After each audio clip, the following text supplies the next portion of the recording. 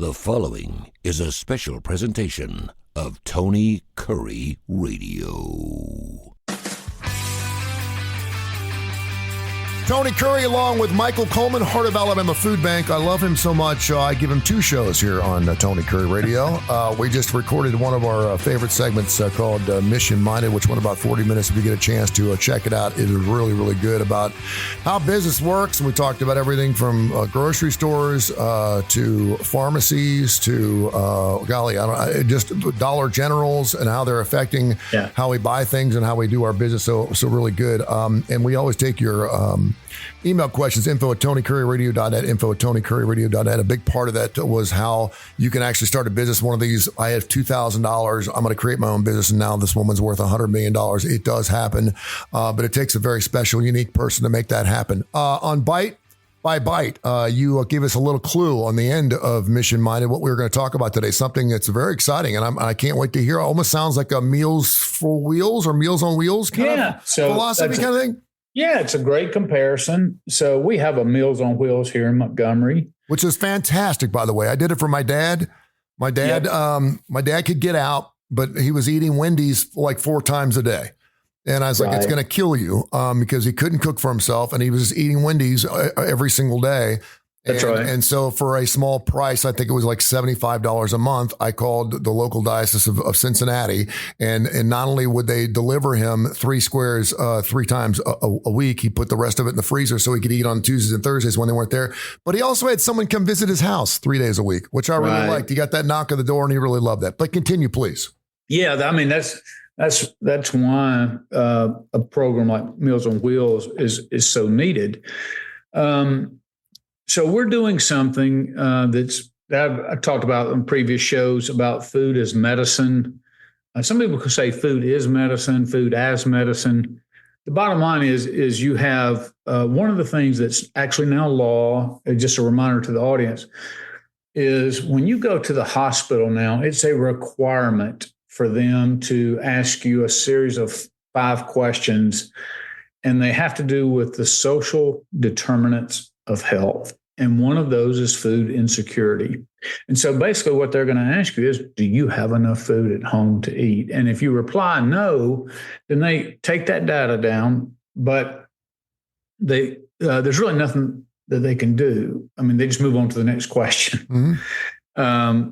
So we already know that what's coming in a matter of a year, 2 years, 5 years, whatever's coming, is that you're going to be required, once you answer that question, to then give them a referral to do something about the problem. Well, we all know outside of food banking, there's nowhere you're going to send somebody for food. There is no system out there where you're going to get free food. I mean, that's what the food banking network is. So we know that that's coming because especially when you're dealing with critical health issues, just being able to eat fresh produce, proteins, things like that. But, if you're living in food deserts, you may not have access to certain meats. You may not have, you eat more processed foods, things that are typically not healthy, especially when you're going through illnesses. Mm-hmm. So what we're doing is we're going to be setting up a system that we get referrals from the doctor. So Montgomery has a great cancer center here. Somebody's going through cancer treatment, and they've also been identified as being food insecure. They would get a referral to us. And the model that we were setting up initially was that they would actually come here to the food bank. Mm-hmm. But when we were thinking through that, there's lots of issues with that. Sometimes somebody's not going to feel up to it. They're not going to have the ability, whatever. And the cancer center here, because we were talking about in the last episode how rural we are, it's here in Montgomery, but it serves several counties, around our area. All of our coverage area. And so what do you do about those people that live an hour away from the cancer center in a different county? Because Meals on Wheels, and I, again, could not say enough positive things about our Montgomery Meals on Wheels. They cook the meal or they have it cooked. It's contracted sometimes. But there's about 400 to 500 people that they deliver a meal every day at lunch, Monday through Friday. And like you said, give them the frozen meals. Mm-hmm. No cost to them. And it is that human interaction. But when you have volunteers taking out a series of meals, then you want them as bunched together as you can, right? So you're going around Montgomery, you're going to a neighborhood, you may have 4 people in this neighborhood. That driver's going to take all the ones from that neighborhood. Well, when you get out in rural, you're talking across a county. You may have 10 people that need food, but they're scattered all over a county. And so typically you're not going to have volunteers to drive an hour and then route all the way through a county. Mm-hmm. Those kind of things. It's just not something Meals on Wheels is capable of doing. The need and the demand is just simply too much. So what we decided to do was, instead of have people come here, let's just start from the very beginning with a system by which we connect to those people. We create an online ordering system of products that we have. Or they could, with some people who are not going to have access to technology because, again, of the rural problems with technology, or having rural access, they could call in and we could share with them very simple things. It was going to involve us, and of course, everything's about money. Are we going to have the funding for this? But let's set the funding aside for part. We would have a dietitian that basically would put a meal package together for several meals. The challenge with fresh produce is when you deliver it, and with the frozen, is you have to have the vehicle to do that. Yeah. So we do have refrigerated. All our trucks, our refrigerated trucks, all our box trucks and semi trucks are refrigerated, but that's very cumbersome going around to people, to individuals. That's bulk transport, bulk delivery. So what we're going to be doing is probably purchasing refrigerated vans and refrigerated tiny little box trucks. Like U-Hauls. Almost like a U-Haul. Yeah. Not even as big as like a small town. Let's think of like the Kroger ones. That's right. Yeah. Like the Kroger trucks, yeah. Yeah, and then what that enables us to do is set up, like right now, we do all that. We have a delivery system, we have a routing system, we have a customer ordering system. We have all that. It's just not set up for the individual. So what we're going to do, we already have great processes. So instead of reinventing a whole different system where people come here, we're going to take those same processes, except we're just going to change it from the company or the agency to the individual. Still tie in, the processes will be the same. There'll be some modifications, but a driver, for instance, who says, my route is in Butler County, it's an hour away. The county's an hour away, plus the route is another hour. So we'll have a driver, but he will leave here with 10 to 15 meals. And when I say meals, they're not prepared meals. They're boxes of maybe specialized food, like low sodium vegetables. Some of it will be canned, but they will also have fresh produce. They will also have frozen items for delivery. And to be able to meet those initially who are going through some of the most difficult health issues is how we're going to do that impact. And so it's going to require, obviously, financing. We've got to get vehicles. We've got to get people to manage that, increasing our systems. And there's going to be some food we're going to have to be purchased, on and on and on. So set aside several $100,000 to do all that, and we had the vision. You're so optimistic. I love that. We need to buy a fleet of vans. Sure. It's just money. What's $500,000 among friends, right? Yeah, exactly. There's somebody probably listening out there that could write a check for that I'm sure there is. If the Lord just moved them to do it. But I'm sure there is. No, there are, and it's innovative because everybody there's tons of these kind of systems already in food banking, but it's like in your big cities. like Tampa and Atlanta. And, you can do those kind of things because your population is condensed, like the Grub Hub, but you don't have a Grub Hub for the country. Yeah. When I say the country, the rural areas, because you can't make the dollars match. You can't pay $5 for a Big Mac, but then the guy's got to drive 30 miles to get to you. Why do you think it took so long for us to get? I mean, Domino's has been delivering pizzas for 30 years, 30 minutes or less.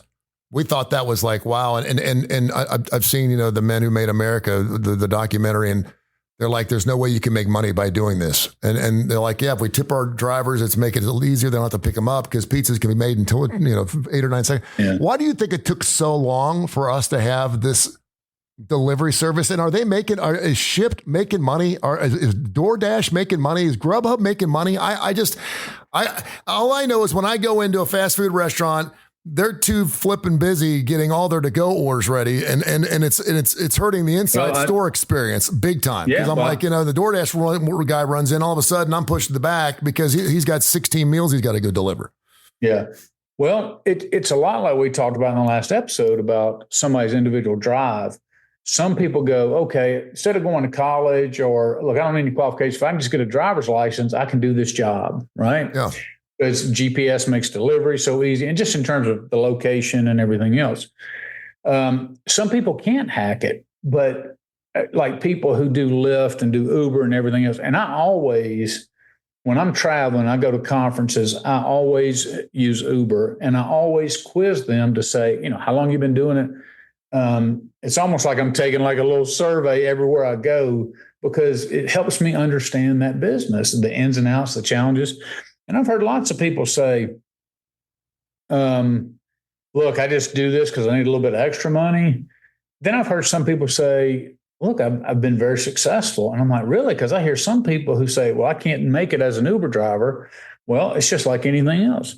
If you want to make it, how hard are you willing to work? I mean, if you just get up, whatever, and, but maybe the airport's too far, but that's where a lot of your traffic's going to be. It depends on, I see Ubers that's like in big cities, they go from one pickup to the next. They're humping it. Yeah. Some guys do a couple of deliveries. They may go sit somewhere in the shade for a little while. And I admit that sometimes on Uber and things, you see that what they actually get is not great, that you have to hump it to be able to make it.